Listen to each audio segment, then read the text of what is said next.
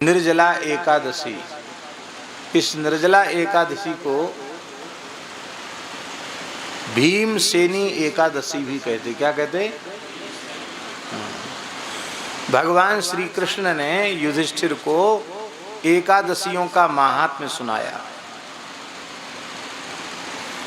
वर्ष भर की जितनी एकादशी हैं 24, और अधिक मास होने से 2 और बढ़ जाती, तो 24 और 2 26 एकादशियों का महात्म्य भगवान श्री कृष्ण ने अर्जुन को सुनाया, युधिष्ठिर को सुनाया।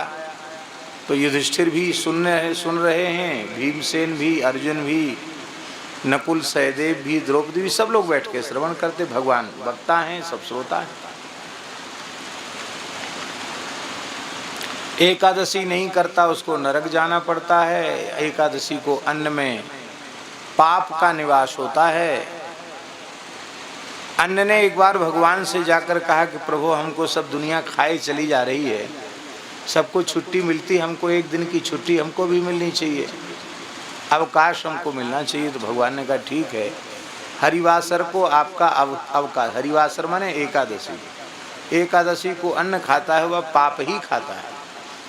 जो एकादशी करते उन सब के पाप अन्न में स्थित हो जाते हैं, और जो नहीं करते एकादशी को अन्न खाते हैं वो सब उनके भीतर, जय सिया राम, उनके भीतर प्रविष्ट हो जाते हैं। एकादशी कल भी हम देवी भागवत का पाठ कर रहे थे, तो नरक किस किस को जाना पड़ता है, उसमें यमराज और सावित्री का संवाद है।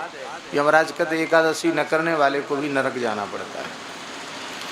तो भीमसेन बड़े घबरा गए, बोले महाराज, व्रत उपवास के नाम से तो हमको जूड़ी आती है, हम कांपने लग जाते। वैसे किसी से कांपते नहीं हैं, लेकिन हम भूखे नहीं रह सकते, व्रत नहीं कर सकते।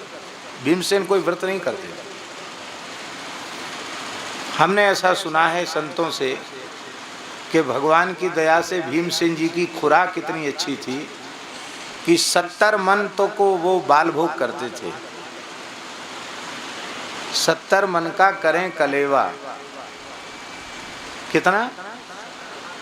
70 मन अन्न केवल बाल भोग में, माने जिसको आजकल लोग नाश्ता कहते हैं, स्वल्पाहार, उसमें वो 70 मन। 70 मन माने 2 टन 800 किलो। अब बाल भोग से 4 तो राजभोग होता होगा, और राजभोग से आधी कम से कम ब्यारू 3 समय पाते थे। ऐसे वीर भी थे वो, ऐसे नहीं खाते नहीं थे। और उन्होंने एक प्रतिज्ञा और की थी कि जो हमको अधिक खाने वाला पेटू कह देगा उसको जिंदा नहीं छोड़ेंगे, तुरंत मार डालेंगे। 100 कौरवों का अकेले वध करने वाले भीमसेन, अतुलित पराक्रमी भीमसेन। लाक्षागृह में जब आग लगी तो वहां से सबको लेके बच के निकलना था, तो भीमसेन सबका वाहन बन गए। कुंती जी को यहाँ कंधे पर बिठाया, माता जी को उनके चरण यहाँ लटके हुए, इस कंधे पर युधिष्ठिर को बिठाया, इस कंधे पर अर्जुन को बिठाया, और ऐसे गोद में नकुल सहदेव को लेकर के वे चलने लगे। भयंकर जंगल में मार्ग नहीं था, उनकी एड़ी के स्पर्श से बड़े बड़े वृक्ष धराशायी हो गए, मार्ग बनता चला गया। ऐसे प्रचंड पराक्रमी भीमसेन, साधारण पुरुष तो नहीं थे वो। तो भीमसेन का एक नाम है ब्रकोदर। क्या नाम है? ब्रकोदर। ब्रक नाम की विशिष्ट अग्नि उनके पेट में निवास करती थी। जठराग्नि तो सबके भीतर होती है, पर उनके भीतर ब्रक नाम की अग्नि थी, जिससे जो कुछ भी वो खाएं तत्काल भस्म हो जाता है। जब लाक्षागृह से चले हैं पांडव, तो ब्राह्मण बनकर अपना समय व्यतीत किया उन्होंने। तो भिक्षा मांग लेते, तो भिक्षा मांग करके जब माँ के पास लाते, तो कुंती माता कहती, इस भिक्षा का आधा भीमसेन को दे दो, इसका आधा भीमसेन को दे दो, और बचा आधा, तो आधे में हम 6 मूर्ति पाएंगे। 6 मूर्ति माने युधिष्ठिर, अर्जुन, नकुल, सहदेव और कुंती माता, 5 लोग इसमें पाएंगे। वो आधे में भीमसेन, पर भीमसेन का बेचारों का पेट नहीं भरता था। कहाँ भरेगा पेट, कौन इतनी भिक्षा देगा।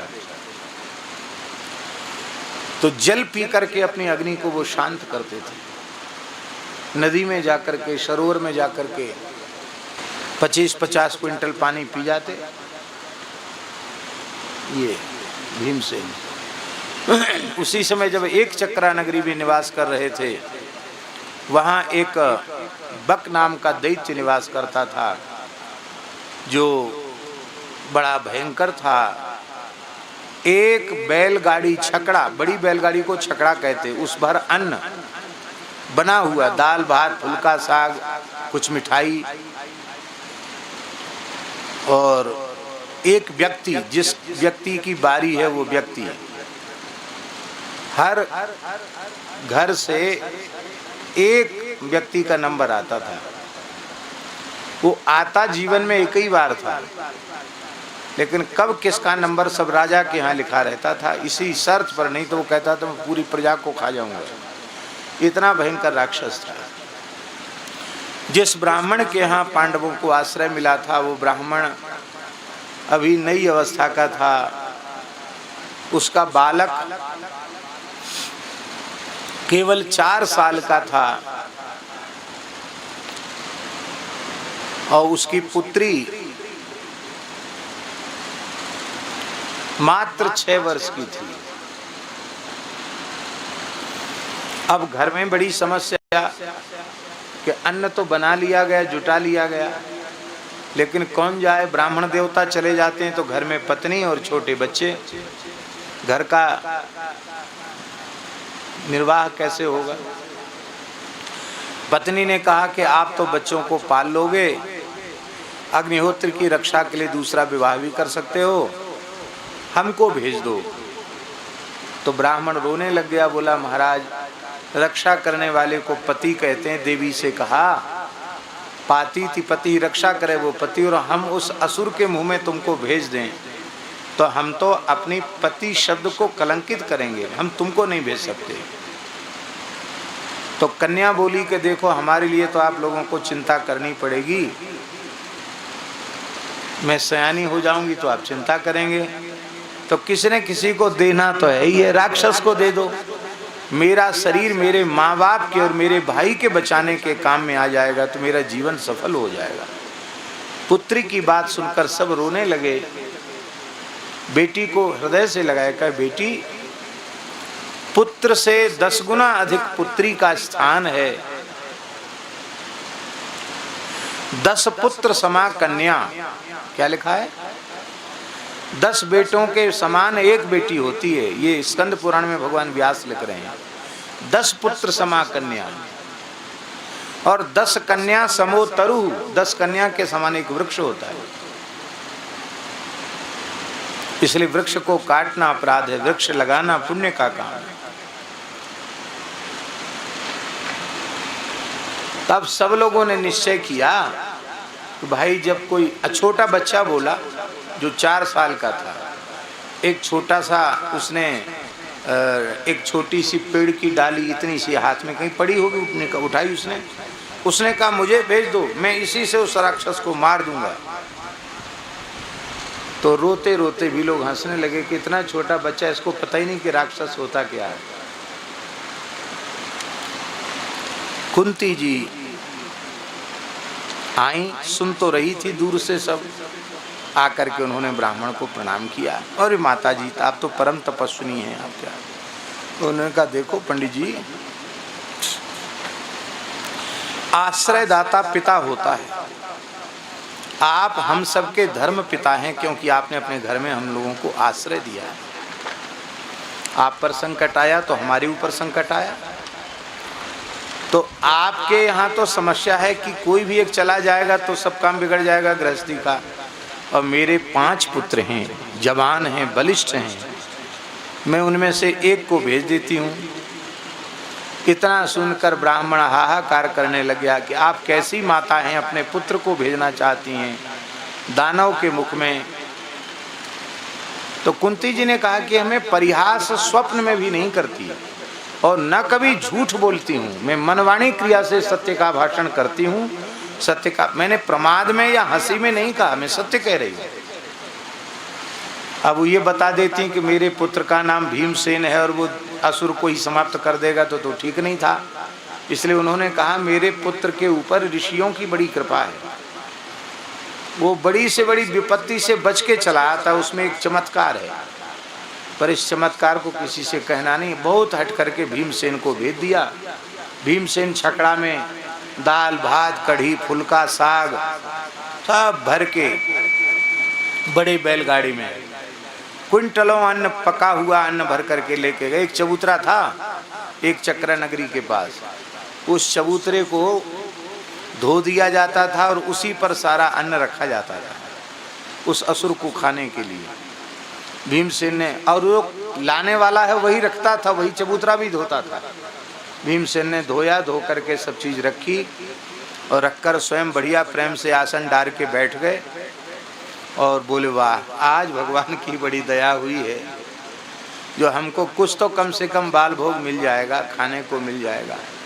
अब वो सब खाने लगे, दाल भात कढ़ी फुल्का साग सब खाने लगे। असुर उसने देखा, अरे ये कौन मनुष्य है जो लेके आया हमारे खाने के लिए, खुद ही खाए चले जा रहे हैं, बड़ा विशालकाय व्यक्ति है। बहुत क्रोधपूर्वक उसने कहा कि तू भी मेरे मुंह में तू खा ले, आखिर मैं भी तो तुझे खाऊंगा। कुछ बोले नहीं भीमसेन। तब क्रोध में आकर वह उनकी पीठ पर घूंसे जमाने लग गया। तो भीमसेन भोजन करते समय बोलते नहीं थे, नहीं बोलना चाहिए, शास्त्र का नियम है, वो बोलते नहीं थे। तो वो पीटता रहा क्रोध में भर भर के, खूब जोर जोर से नोचे पीटे भूसा जमाए। भीमसेन आनंद से हंसते हुए प्रेम से प्रसाद पाने लगे। जब पूरा पा लिया उन्होंने, साफ कर दिया बिल्कुल, तब हाथ पैर धो के आचमन करके फिर बोले हाँ अब तू आ जा, और उस असुर को उन्होंने मार डाला और उसके शरीर को उठाकर नगर के द्वार पर रख दिया। और रात्रि के समय भीमसेन तो नदी में स्नान करके और अपनी माँ के निकट आ गए। सवेरे लोगों ने देखा कि भाई नगर के द्वार पर ये कैसे आएगा, राक्षस मरा कैसे पड़ा है, इसका तो शरीर एकदम क्षत विक्षत हो रहा है, पहाड़ के जैसा असुर कैसे मरा पड़ा है। बोले इस बार बारी किसकी थी? बोले उस ब्राह्मण की बारी थी। ये कैसे हो गया? ब्राह्मण बोला भाई भगवान की लीला भगवान जाने, हमारे यहाँ एक तपस्विनी माता रहती हैं, तो आग्रह पूर्वक उन्होंने अपने तपस्वी वैदिक पुत्र को भेज दिया था, उसी ने कोई मंत्र का प्रयोग किया होगा जिससे ये मर गया, हमें तो पता नहीं है। अब उस पर कोई केस दर्ज होने वाला तो था नहीं कि क्यों मर गए, ऐसे आदमी को तो सब चाहते जल्दी मर जाए। तो राजा बोला भाई ये तो बहुत बड़ा काम हो गया, हम भी कलंकित थे इसके कारण कि कैसा राजा है जो अपनी प्रजा की रक्षा नहीं कर सकता। हमारे कहने का आशय है कि भीमसेन ऐसे थे, बड़े पराक्रमी भीमसेन। तो कहने का आशय ऐसा भीमसेन का प्रेम। भीमसेन हाथ जोड़ के खड़े हो गए, बोले महाराज आपका जो संविधान है उसके अनुसार हमें तो नरक जाना पड़ेगा, हमारा किया कराया सब चौपट, हम एकादशी करते नहीं क्योंकि हम भूखे रह नहीं सकते और सब कुछ कर सकते हैं, हमसे भूखा मत रखवाओ और सब कुछ करवा लो हमसे। भगवान बोले भाई एकादशी तो करनी पड़े, एक कर लो, पूरे साल की नहीं कर सकते हो, एक कर लो। कौन सी? बोले जेठ शुक्ल एकादशी। इस दिन जल भी मत पियो, दशमी को शयन के पूर्व जल का त्याग कर दो और द्वादशी के प्रातः काल सूर्योदय का दर्शन करके तब जल ग्रहण करो, ये नियम है। एक व्रत कर लो, केवल एक। इस एक व्रत के करने से वर्ष भर कोई व्रत में चूक हो जाए तो उसकी निवृत्ति हो जाती है और एक एकादशी से वर्ष भर की एकादशियों का पुण्य प्राप्त हो जाता है। और निर्जला एकादशी भी कोई करे साल में एक बार तो भी उसे नरक नहीं जाना पड़ेगा। भीमसेन को उत्साह दिलाया, बोले चलो अब तो हर महीना 2 एकादशी थी इसलिए हम घबरा रहे थे, एक दिना की तो कोई बात नहीं, एक दिना तो भूखे प्यासे रह जाएंगे। भीमसेन मौन हो गए, क्योंकि बोलने से थोड़ी भूख ज़्यादा लगती है और पानी की कमी आती है। तो भीमसेन जो है मौन हो गए, खूब भगवान नाम जप करने लगे। अभी भी हिमालय में भीमगोड़ा जगह है, ये हरिद्वार या ऋषिकेश के तरफ ही है।